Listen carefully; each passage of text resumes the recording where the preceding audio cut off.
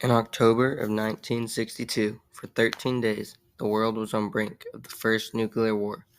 The Soviet Union needed to make a statement in the Cold War. They made a secret agreement with Cuba to put nuclear missiles on the island. Dangerous confrontations between the United States and the Soviet Union caused the two superpowers to enter into a stalemate. This event helped change history, and one wrong move could have been catastrophic. We will not prematurely or unnecessarily risk the course of worldwide nuclear war. This is how the United States overcame the conflicts of nuclear war.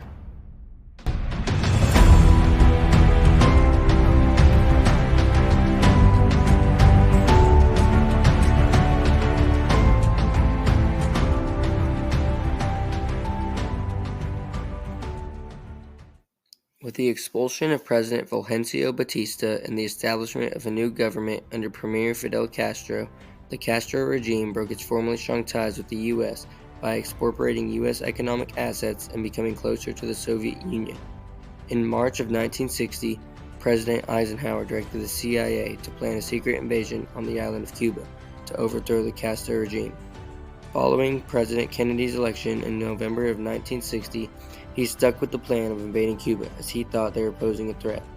Components of the Brigade 2506 landed in Cuba at the Bay of Pigs on April 17, 1961, but were defeated 2 days later. This failed invasion strengthened Castro's administration, which grew closer to the Soviet Union. In July 1962, Fidel Castro made a secret agreement with Nikita Khrushchev to put Soviet nuclear missiles on the island of Cuba. Khrushchev thought that this power play could give the Soviet Union leverage in the Cold War. Construction of several nuclear missile sites began in the late summer of 1962, but U.S. intelligence spotted the missile sites. This military confrontation began with a speech from President Kennedy. Good evening, my fellow citizens. This government, as promised, has maintained the closest surveillance of the Soviet military buildup on the island of Cuba. Within the past week, unmistakable evidence has established the fact that a series of offensive missile sites is now in preparation on that imprisoned island. The purpose of these bases can be none other than to provide a nuclear strike capability against the Western Hemisphere. President Kennedy then called for his closest advisors to consider a course of action that the United States could call upon. Some advisors called for an airstrike to destroy the nuclear missiles, followed by a U.S. invasion. Others favored warnings to the Soviet Union to remove the missiles. President Kennedy decided to do both. On October 22, 1962, he called upon a naval quarantine of Cuba.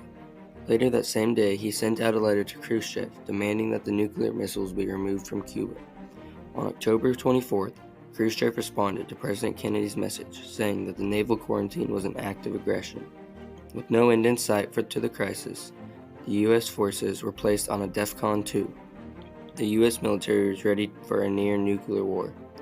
On October 26th, Kennedy insisted to his advisors that the only way to get the missiles out of Cuba was to send an attack, but they insisted on giving it a little more time. The crisis had elevated it to a stalemate, as nobody knew what would happen. Not even the nation's leaders. If the Soviet Union, Khrushchev announces tomorrow, which I think he will, that if we attack Cuba, that it's going to be nuclear war. And what's your judgment as to the chances they'll fire these things off if we invade Cuba? I don't believe it. You don't think they will? Something may make these people shoot them off. I just don't believe this will. Yeah, all right. Well, In any event, of course, I'll say this. I'd want to keep my own people very alert. yeah. No, hang on tight. Yes, sir. Thanks a lot, General. All right. On October 27th, the Soviet Union proposed an agreement with the United States, suggesting that they would remove their missiles from Cuba if the U.S. removed their missiles from Turkey. The next morning, Khrushchev issued a statement saying that Soviet missiles would be dismantled from Cuba. This crisis changed the view of the Cold War, as no nation's nuclear missiles were safe enough to use. The Cuban Missile Crisis was not only a turning point in the Cold War, but also in history.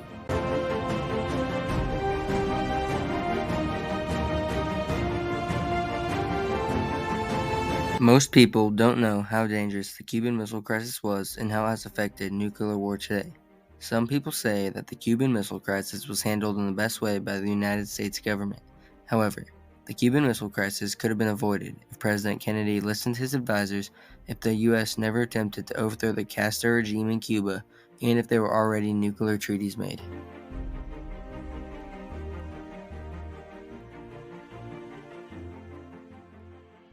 If President Kennedy listened to his advisors, then the Cuban Missile Crisis could have been less dangerous or even avoided. Some of Kennedy's decisions led to mistakes. One example is the naval blockade. The naval blockade increased tensions between the two powers. Although the blockade stopped Soviet nuclear missiles from coming in, it didn't do anything about the missiles already inside. There was still a lasting threat of nuclear destruction, and the Soviet Union could have launched the missiles already inside of Cuba. This would have caused mayhem throughout the United States, as they would have no response to it. The two superpowers were then at a stalemate because nobody knew what the other one would do. This mistake caused increased tensions between the US and Cuba during the Cuban Missile Crisis, and still, to this day, they have a bad relationship. One other mistake he made was that he showed restraint toward the crisis. He thought that this would help him avoid the crisis. Kennedy's tough words and lack of aggression caused the Soviet Union to pursue the missiles being placed in Cuba. These mistakes and miscommunications between the United States could have been critical in starting the first nuclear war. With the Cuban government turning into a communist dictatorship, it made new allies with other nations. The United States attacked them in the Bay of Pigs invasion, after Fidel Castro cut ties with U.S. economic assets, grew closer to the Soviet Union, and turned into a communist country. This attack on Cuba only strengthened Cuban relations with the Soviet Union. The invasion was very risky, and if we won, there would have been fewer communist countries. To the United States, communism represents a threat of free trade, free elections, and individual freedoms. However, even though it could have erased communism from Cuba, it wasn't worth the risk of nuclear war. The Bay of Pigs invasion made Kennedy look weak as he tried to defeat the Cuban government on their own turf. He also had to accept the fact that Fidel Castro and the Cuban government would remain communist. This event started the Cuban Missile Crisis and put the world on the brink of nuclear war. The Bay of Pigs invasion was very risky, and if the U.S. never invaded Cuba, then the Cuban Missile Crisis wouldn't have even started.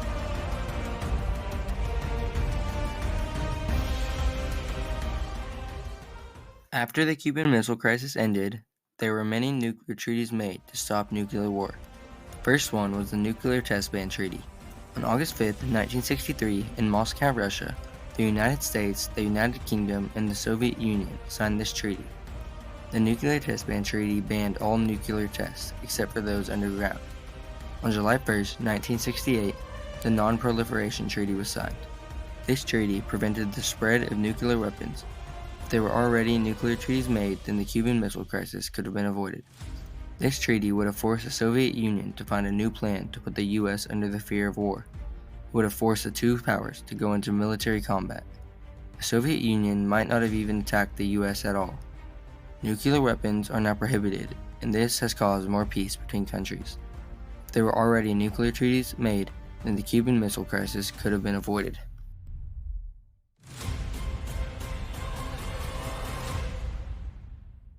The U.S. sending the naval blockade increased the tensions between the two powers, changing nuclear war forever, as both countries were in a stalemate. After the Cuban Missile Crisis was over, it proved that no nation's nuclear missiles were ready to use. It helped contribute to the fall of Nikita Khrushchev from power, which was in 1964. The Cuban Missile Crisis strengthened President Kennedy's image domestically and internationally, which helped propel the U.S. to win the Cold War. After the crisis ended, a hotline was installed between the U.S. and the Soviet Union. It helped bring more peace between the two countries as it gave easier communication between the two. The Cuban Missile Crisis has helped change nuclear war today, as there are many treaties to help the world not enter a time like the Cuban Missile Crisis. The Cuban Missile Crisis changed nuclear war today, and it is one of the biggest turning points that the world has ever experienced.